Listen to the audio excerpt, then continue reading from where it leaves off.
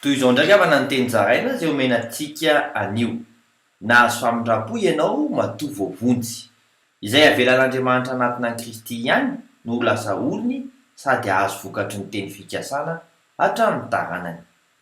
Araka ny voasoratra ao amin'ny Asana Apôstôly toko 2:7-30 amin'ny anaran'i Jesosy hoe: fa ny teny fikasana dia ho anareo sy ny zanakareo ary ho an'izay rehetra lavitra na iza atsoin'i Jehovah Andriamanitsika anantona azy.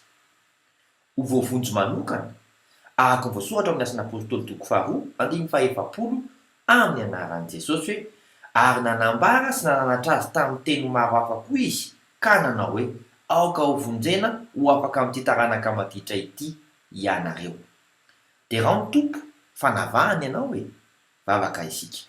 Ray midera sy mankalaza anao izahay fa navelanao iroborobo eto amin'ny firenenay ny fivavahana kristianina. Manjaka tompo amin'ny anaran'i Jesosy Kristy velona avy any Nazareta. Amen. Mandram-pioana tompoko.